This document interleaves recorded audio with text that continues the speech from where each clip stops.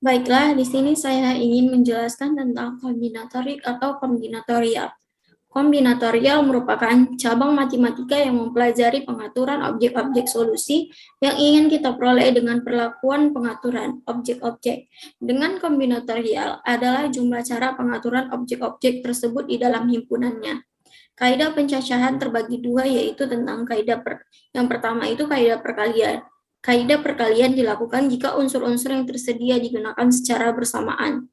Contohnya, seseorang hendak berpergian dari kota A ke kota C. Dari kota A ke kota B terdapat 5 jalan, dan dari kota B ke kota C terdapat 2 jalan. Ada berapakah banyak jalur yang dapat ditempuh orang tersebut dari kota A ke kota C melalui kota B? Jawabannya, banyaknya jalur yang dapat ditempuh orang tersebut dari kota A ke kota C melalui kota B adalah 5 kali 2 sama dengan 10. Yang kedua itu kaidah penjumlahan. Kaidah penjumlahan dilakukan jika unsur-unsur yang tersedia tidak dipilih atau tidak digunakan secara bersama-sama. Contohnya, Andi memiliki 3 mobil, 2 sepeda motor, dan 4 sepeda. Ada berapakah banyaknya cara Andi pergi ke sekolah dengan kendaraan tersebut? Jawabnya, banyaknya cara pergi ke sekolah dengan kendaraan tersebut adalah 3 tambah 2 tambah 4 sama dengan 9 cara. Kemudian yaitu permutasi, di mana permutasi merupakan aturan pencacahan yang bertujuan untuk menentukan banyaknya kemungkinan yang akan terjadi dari suatu kejadian. Rumus dari permutasi yaitu PNR sama dengan N faktorial dibagi N kurang R faktorial, di mana P adalah permutasi, N adalah jumlah, dan R adalah kriteria. Contoh, banyak cara untuk memilih seseorang ketua, sekretaris, dan bendahara dari 8 siswa yang tersedia adalah, maka banyak siswa dapat dinyatakan dengan N, maka N sama dengan 8. Ketua, sekretaris, dan bendahara dinyatakan sebagai kriteria, maka R adalah 3. Maka dapat kita simpulkan P83 yaitu 8 faktorial dibagi 8 dikurang 3 faktorial. Maka dapat kita hasilkan 336 cara. Kemudian yaitu jenis-jenis permutasi. Yang pertama, permutasi dengan N anggota berbeda. Ada 2 jenis permutasi dengan N anggota berbeda, yaitu permutasi dengan N anggota berbeda tanpa pengulangan dan dengan N anggota berbeda yang pengulangan elemen-elemennya diperbolehkan. Rumusnya yaitu PNR sama dengan N faktorial dibagi N dikurang R faktorial, di mana N adalah banyaknya unsur, R banyaknya unsur yang ditanyakan. Permutasi jika ada beberapa unsur yang sama, maka dapat dirumuskan P, N, K1, K2, K3, KT sama dengan N faktorial dibagi K1 faktorial dikali K2 faktorial dikali K3 faktorial KT faktorial. Sebagai contoh, banyaknya cara untuk penyusunan kata basa-basi yaitu, maka dapat kita simpulkan atau dapat kita selesaikan dari soal tersebut. Dapat diketahui K1 atau huruf B terdapat 2 huruf, K2 atau huruf A terdapat 3 huruf, K3 atau huruf S terdapat 4 huruf, dan K4 atau huruf I terdapat 1 huruf. Maka dapat disimpulkan P10, 2, 3, 4, 2 sama dengan 10 faktorial dibagi 2 faktorial kali 3 faktorial dikali 4 faktorial dikali 2 faktorial. Maka dapat dihasilkan 1260 cara. Kemudian permutasi siklis, di mana permutasi siklis merupakan suatu permutasi melingkar atau urutan melingkar, yang dengan dirumuskan N P siklis sama dengan N kurang 1 faktorial. Sebagai contoh, dari 5 orang anggota keluarga akan segera duduk mengelilingi satu meja bundar. Banyaknya cara penyusunan yang bisa dibikin dari 5 orang tersebut, yaitu di mana banyak orang adalah N sama dengan 5, sehingga 5 P siklis sama dengan 5 kurang 1 faktorial. Maka dapat dihasilkan 24 cara. Kemudian permutasi berulang dari N unsur, tipe permutasi terdiri dari K unsur. Rumusnya yaitu Pn sama dengan N pangkat K. Contohnya, banyak susunan dari 3 bilangan angka 1, 2, 3, 4, 5, dan 6, yaitu maka dapat kita simpulkan banyaknya susunan 3 bilangan yang terdiri atau artinya bilangan ratusan, K sama dengan 3. Banyak angka yang akan disusun adalah N sama dengan 6, maka banyak dari susunan 3 bilangan dari angka 1, 2, 3, 4, 5, serta 6, sehingga dapat dihasilkan P6 sama dengan 6 pangkat 3, yaitu 216 susunan. Kombinasi. Definisi kombinasi adalah menggabungkan beberapa objek dari suatu grup tanpa memperhatikan urutan susunan R, unsur yang diambil dari N unsur, di mana R lebih kecil dari N tanpa memperhatikan urutan. Kombinasi dinyatakan dengan kombinasi R menuju N, maka rumusnya adalah kombinasi R menuju N sama dengan N faktorial per R faktorial N dikurang R faktorial. Contoh, dari 10 orang pemain bola voli, diambil 6 orang untuk bermain. Berapa banyaknya susunan pemain yang dapat dibentuk? Penyelesaian, N sama dengan 10 dan R sama dengan 6. Maka, kombinasi N menuju 10 sama dengan 10 faktorial per N faktorial, 10 dikurang 6 faktorial sama dengan 10 faktorial per 6 faktorial dikali 4 faktorial. Maka 10 dikali 9 dikali 8 kali 7 per 4 dikali 3 dikali 2 dikali 1 sama dengan 210. Yang kedua, kombinasi pengulangan. Jika urutan tidak diperhatikan dan objek bisa dipilih lebih dari sekali, maka jumlah kombinasi yang ada menggunakan rumus kombinasi K menuju N sama dengan kombinasi K menuju N ditambah 1 sama dengan N ditambah K dikurang 1 faktorial per K faktorial N dikurang 1 faktorial, di mana N adalah jumlah objek yang bisa dipilih dan K adalah jumlah yang harus dipilih. 3. Kombinasi tanpa pengulangan. Ketika urutan tidak diperhatikan, akan tetapi objek yang ada hanya bisa dipilih sekali, maka jumlah kombinasi yang ada adalah kombinasi K menuju N sama dengan N faktorial per K faktorial N dikurang 1 faktorial. Keempat, perbedaan permutasi dan kombinasi. Dalam permutasi, pengaturan satu kelompok unsur dengan penyusunan banyak cara secara berurutan sehingga urutannya relevan. Sedangkan kombinasi susunan banyak cara atas sekelompok unsur sehingga urutannya irrelevan. Terbagi menjadi dua. Yang pertama, dalam permutasi suatu urutan, posisi atau jabatan dan penempatan menjadi suatu permasalahan. Sedangkan dalam kombinasi, ketiga hal tersebut tidak menjadi suatu permasalahan. Kedua, perbedaan urutan akan menyebabkan perbedaan makna dalam permutasi, namun sebaliknya dalam kombinasi, perbedaan urutan tidak menyebabkan perbedaan makna. Selanjutnya yaitu peluang. Peluang atau disebut juga probabilitas merupakan harga angka yang menunjukkan seberapa besar kemungkinan suatu peristiwa atau kejadian yang terjadi. Secara kualitatif, peluang dapat dinyatakan dalam bentuk kata sifat untuk menunjukkan kemungkinan terjadinya suatu keadaan seperti baik, lemah, kuat, miskin, sedikit, dan lain sebagainya. Secara kuantitatif, peluang dinyatakan sebagai nilai-nilai numeris baik dalam bentuk pecahan maupun desimal antara 0 dan 1. Peluang sama dengan 0 berarti sebuah peristiwa tidak bisa terjadi, sedangkan peluang sama dengan 1 berarti peristiwa tersebut pasti terjadi. Rumus peluang.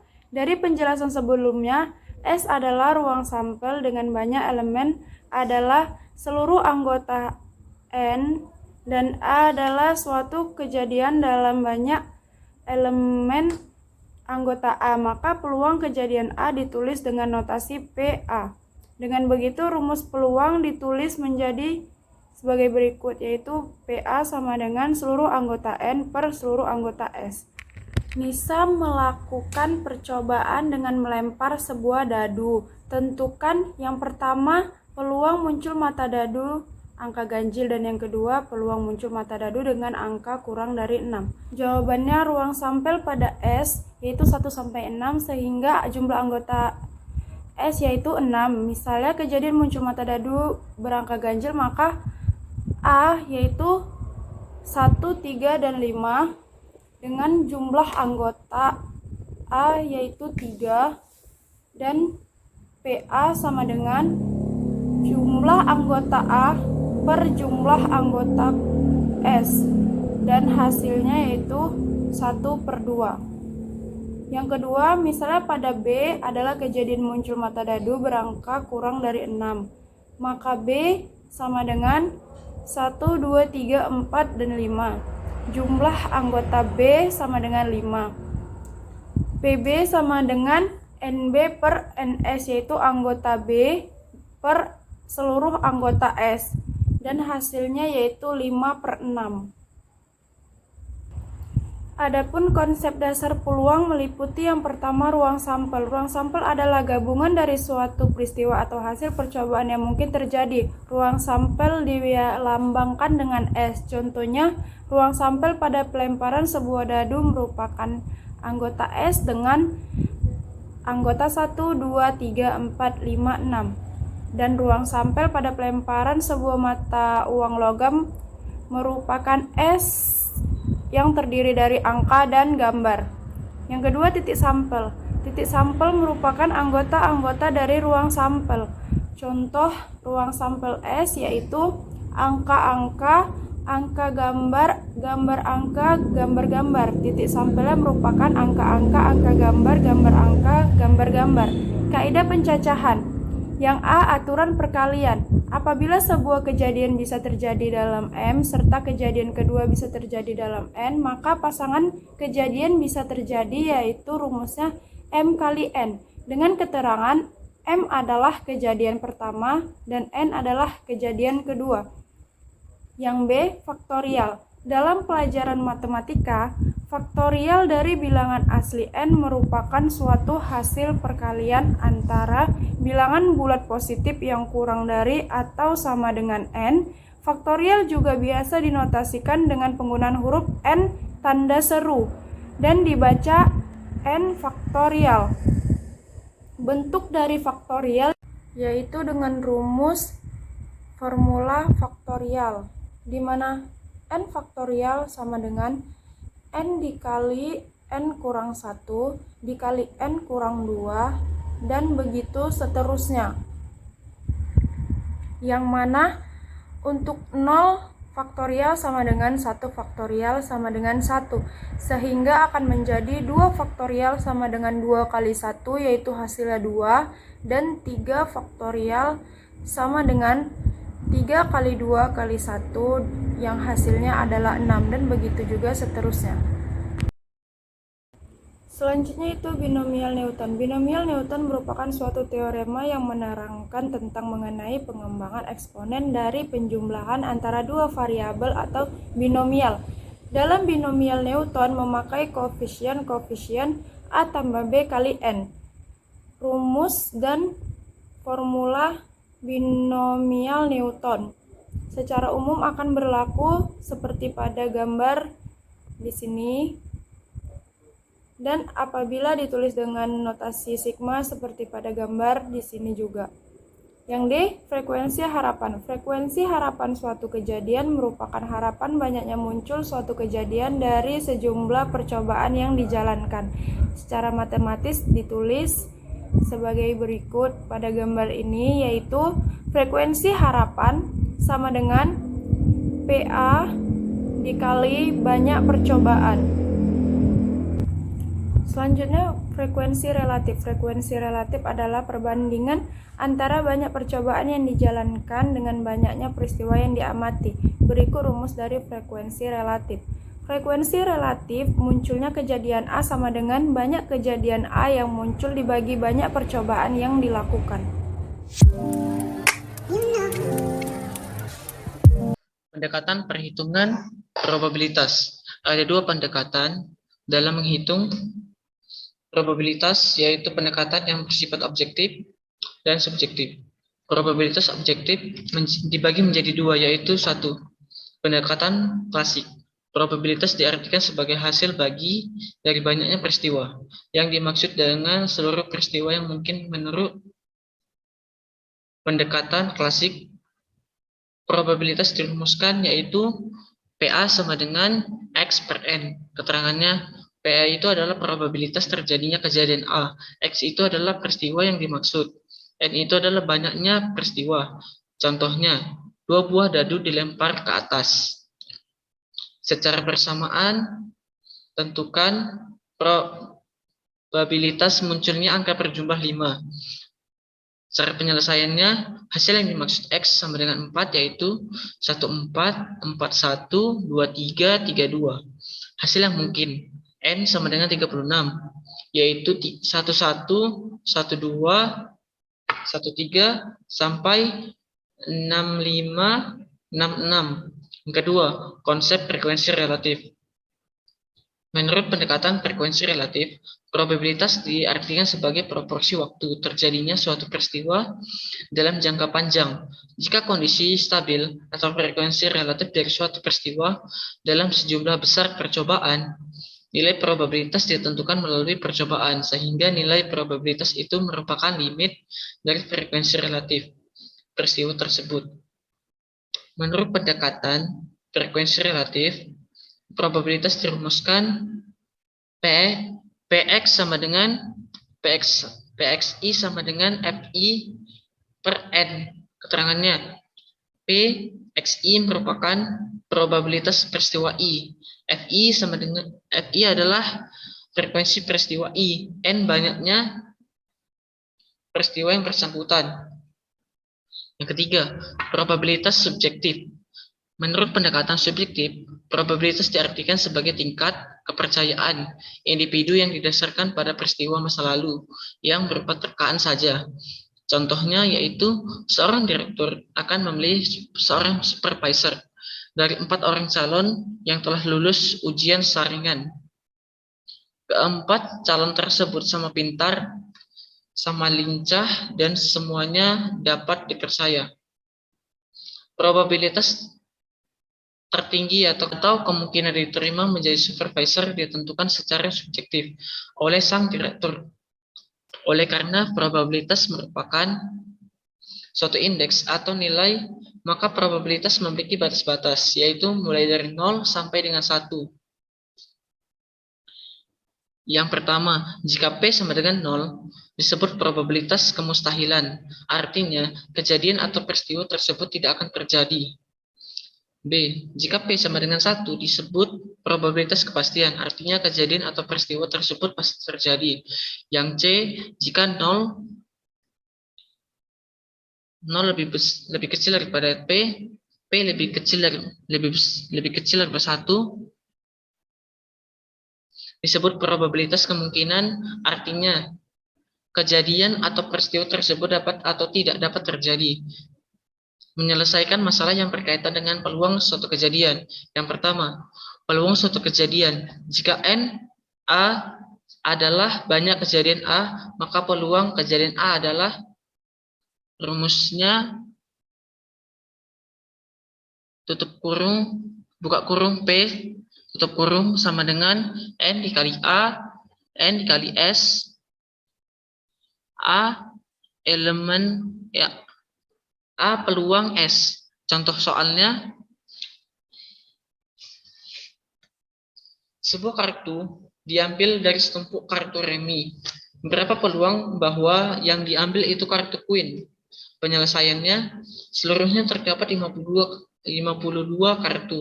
4 diantaranya adalah kartu Queen. Jadi, NS sama dengan 52 dan NK sama dengan 4. Sehingga NK per NS sama dengan 4 per 52. Hasilnya yaitu 1 per 13. Yang kedua, peluang komplement suatu kejadian. Peluang komplement dari suatu kejadian adalah peluang dari satu kejadian yang berlawanan dengan suatu kejadian yang ada. Komplement dari suatu kejadian A merupakan himpunan dari seluruh kejadian yang bukan A. Komplement dari suatu kejadian dapat ditulis dengan A, maka peluang komplement dituliskan sebagai berikut. PA sama dengan 1 dikurang PA. 3. Frekuensi harapan suatu kejadian. Frekuensi harapan suatu kejadian adalah hasil kali munculnya suatu kejadian dengan banyaknya percobaan yang dilakukan. Rumusnya FH sama dengan PA dikali N. Contohnya, pada pelemparan sebuah koin, nilai peluang munculnya gambar adalah apabila pelemparan koin yang dilakukan sebanyak 30 kali. Maka harapan munculnya gambar adalah yaitu penyelesaiannya FH sama dengan PA dikali N. FA sama dengan 1/2 dikali 30.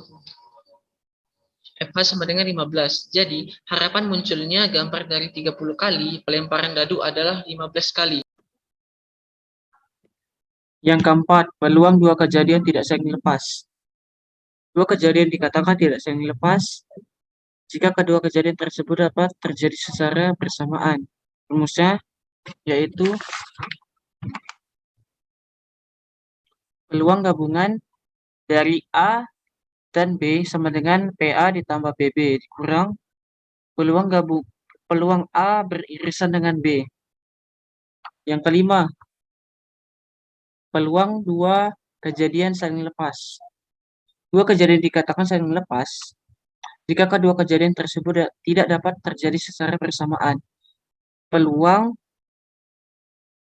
gabungan dari A dan B sama dengan PA ditambah PB. Contoh soalnya, misalnya ketika memilih bola secara acak dari keranjang yang berisi 3 bola biru, 2 bola hijau, dan 5 bola merah, peluang mendapat bola biru atau merah adalah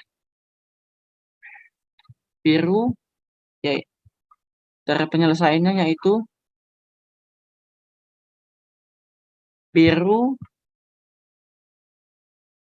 peluang biru beririsan dengan peluang merah sama dengan peluang biru ditambah peluang merah menghasilkan 3/10 ditambah 5/10. Hasilnya yaitu 8/10. Yang keenam, peluang dua kejadian saling bebas. Kejadian A dan kejadian B dikatakan kejadian saling bebas jika kejadian A tidak dipengaruhi oleh kejadian B atau sebaliknya, maka berlaku peluang A beririsan dengan B sama dengan peluang A dikali peluang B. Contoh soalnya, satu mata uang logam Rp50 dilemparkan ke atas sebanyak 2 kali. Jika A1 adalah lemparan pertama yang mendapat gambar burung B dan A2 adalah lemparan kedua yang mendapatkan gambar burung B, berapakah peluang A1 ditambah A2 penyelesaiannya? Karena pada pelemparan pertama hasilnya tidak mempengaruhi pelemparan kedua dan PA1 sama dengan PB sama dengan 0,5. PA2 sama dengan PB sama dengan 0,5. Maka peluang A1 ditambah A2 sama dengan PA1 dikali PA2 sama dengan PB dikali PB. Hasilnya 0,5 dikali 0,5 menjadi 0,25. Yang ketujuh, peluang dua kejadian tidak saling bebas atau disebut juga peluang bersyarat. Dua kejadian disebut kejadian bersyarat apabila terjadi atau tidak terjadinya kejadian A akan mempengaruhi terjadi atau tidak terjadinya kejadian B atau sebaliknya. Peluang A beririsan dengan B menghasilkan PA dikali PB per A.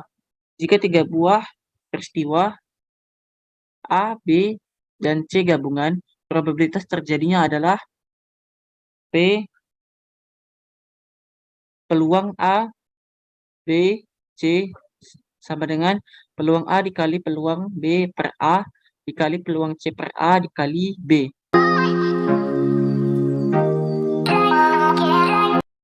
Teorema Bayes. Teorema Bayes adalah suatu teori yang menerangkan tentang hubungan antara probabilitas peristiwa A dengan suatu peristiwa yang telah terjadi dan sebaliknya. Fungsi teorema Bayes adalah digunakan untuk mengukur probabilitas dari setiap keputusan yang telah diambil. Contoh yang pertama, 3 anggota tersebut dicalonkan sebagai anggota DPR. Probabilitas Pak Dharma terpilih adalah 0,3, probabilitas Pak Hasan terpilih adalah 0,5, sedangkan probabilitas Pak Liburan adalah 0,2. Apabila Pak Dharma yang terpilih, maka probabilitas kenaikan iuran adalah 0,8. Apabila Pak Hasan dan Pak Ridwan yang terpilih, maka probabilitas kenaikan iuran adalah 0,1 dan 0,4. Jawabannya, probabilitas A sama dengan probabilitas B1 dikali probabilitas A dikali B1 ditambah probabilitas B2 dikali probabilitas A dikali B2 ditambah probabilitas B3 dikali probabilitas A dikali B3. Probabilitas B1 dikali probabilitas A diketahui B1 sama dengan 0,3 dikali 0,8 hasilnya 0,24. Probabilitas B2 dikali probabilitas A diketahui B2 sama dengan 0,5 dikali 0,1 hasilnya 0,05. Probabilitas B3 dikali probabilitas A diketahui B3 sama dengan 0,2 dikali 0,4 hasilnya 0,08. Maka probabilitas A sama dengan 0,24 ditambah 0,05 ditambah 0,08 sama dengan 0,37. Contoh soal kedua ada hubungannya dengan contoh soal yang pertama.